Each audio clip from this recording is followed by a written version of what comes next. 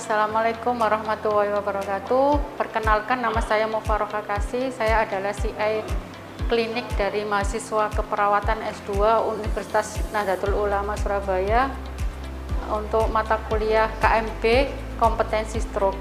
Untuk alur mahasiswa praktek di ICU yaitu setelah melewati komkordik diajukan untuk proposal, habis itu ke rumah sakit, terus dilakukan orientasi secara keseluruhan di rumah sakit, baik itu tentang keselamatan pasien, tentang infeksi, tentang alur rumah sakit. Habis itu ke sub, yaitu ke ICU, yaitu untuk diorientasi oleh CI mengenai alat-alatnya, mengenai jadwal dinasnya, mengenai pasiennya.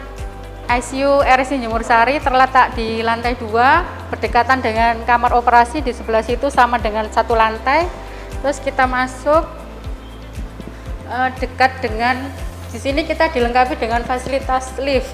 Jadi apabila ada pasien yang gawat dari ICU atau dari ruang lain, bisa langsung aksesnya melewati lift ini.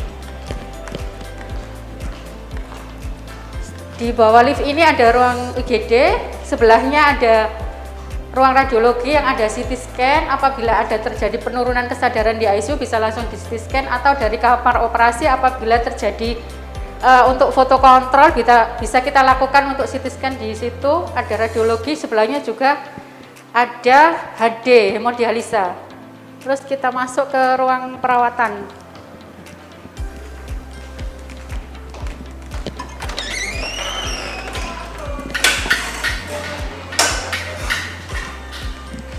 ICU terdiri dari 9 bed, yang 4 bed ini untuk isolasi, yang 9 bed untuk pasien ICU yang reguler.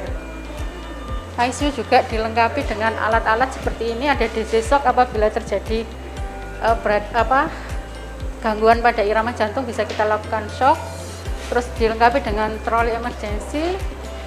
Terus ini ada perawat-perawatnya, 90% sudah pelatihan mahir ICU.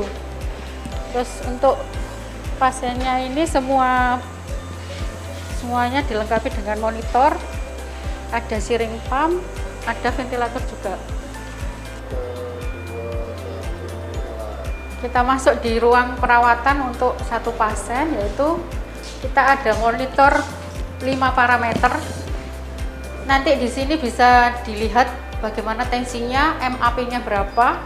Kalau ada kenaikan tensi atau penurunan tensi bisa dilihat di situ. Juga ada saturasi oksigen. Kita lihat kelengkapannya cukup enggak untuk pasien stroke. Oksigennya ini bisa kita lihat di monitoring di sini. Nanti nyambung ke monitor sentral yang ada di nurse station. Juga setiap panel ini ada oksigen. Ini bisa disambung ke mesin nafas. Sewaktu-waktu terjadi penurunan GCS atau kesadaran, kita bisa lakukan intubasi. Kita sambung alatnya di sini. Jadi sudah lengkap semuanya. Ada suction central juga apabila ada sekretnya. Untuk pasien stroke kan biasanya sekretnya banyak. Biasanya kita lakukan suctionnya di sini. Untuk alat-alatnya, ini kamar yang kebetulan pasiennya belum ada. Kita alatnya bisa ke sebelah sini. Kita lanjut ke ruang alat. Di sebelah sini ruang alatnya.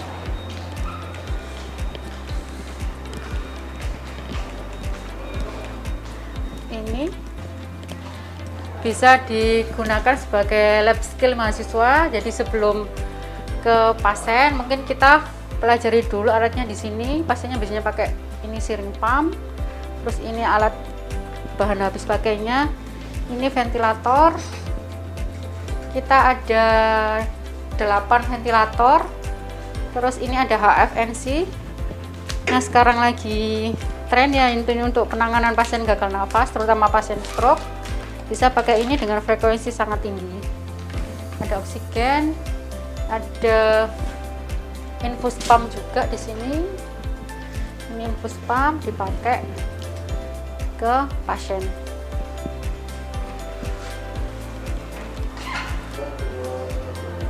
Untuk fasilitas mahasiswa kita ada musola. Di sini biar adik-adik mahasiswa bisa, meskipun praktek, bisa tetap sholat 5 waktu di sini. Terus lanjut ke fasilitas yang lain.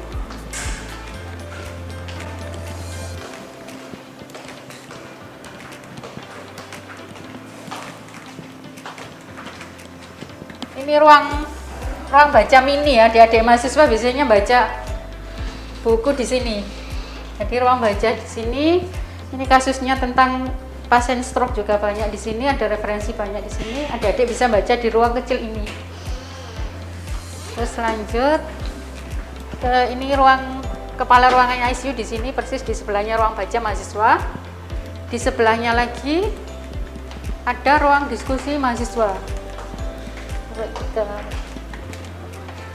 Ruang diskusi mahasiswa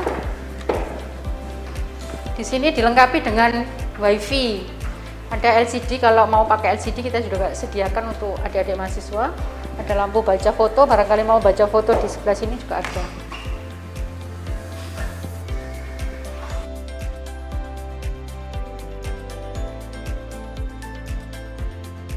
Untuk kompetensi yang kasus-kasus yang biasanya ada, bisa kita sebelum ke lahan kita jelaskan di sini.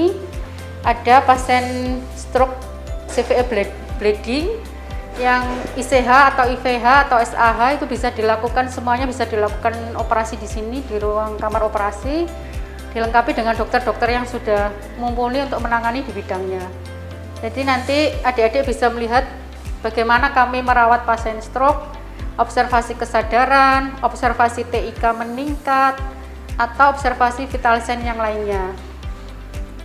Itu kalau di sini bisa dilakukan dengan pasien IVH atau ICH, bisa dilakukan dekompresi atau evakuasi ICH atau ICH, atau dilakukan operasi trepanasi. Setelah beberapa hari dirawat di sini, kalau GCS-nya bagus, vital sign-nya bagus, RR-nya bagus, nadinya bagus, sudah tidak ada keluhan yang lain, baru kita pindahkan ke ruangan. Jadi angka keberhasilannya di sini untuk pasien stroke memang cukup bagus, sehingga kami memang dipercaya oleh rekan kami, terutama dokter bedah saraf, untuk merawat pasiennya di stroke center ini.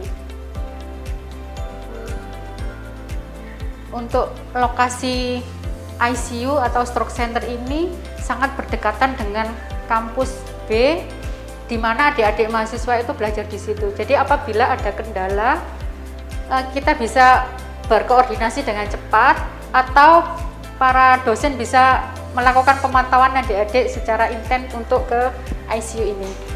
Selanjutnya kita ini ruang pantry ya. Jadi untuk adik-adik bisa minum di sini, atau membuat teh, membuat ada susu kotak atau makanan kecil, atau bawa makanan atau snack box atau untuk makan siang untuk dimakan di sini. Jadi biar asupannya ada, soalnya kan di sini pasiennya juga butuh pemikiran ekstra untuk perawatannya ya, jadi butuh nutrisi juga untuk adik-adik. Selanjutnya kita lanjut ke ruang ini. Jadi dibedakan antara ruang ganti perempuan dan ruang ganti laki-laki, karena memang bukan muhrim jadi harus berbeda ruangannya. Terus kita di sini ada locker.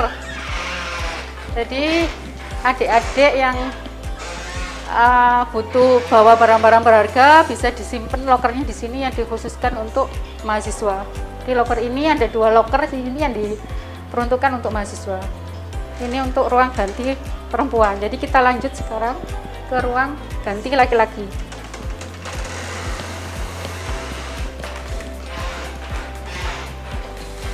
Jadi di sini juga dilengkapi dengan ruang istirahat. Jadi apabila ada yang kelelahan, adik-adik juga bisa istirahat di sini. Juga ada ruang, sama juga ada lokernya juga yang diperuntukkan untuk mahasiswa. Bisa dipakai untuk gantian.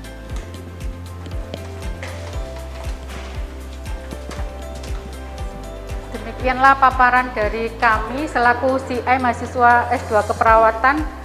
Semoga paparan singkat kami ada guna dan manfaatnya buat adik-adik mahasiswa. Dan semoga UNUSA bisa melahirkan generasi keperawatan yang rahmatan lil alamin. Wassalamualaikum warahmatullahi wabarakatuh.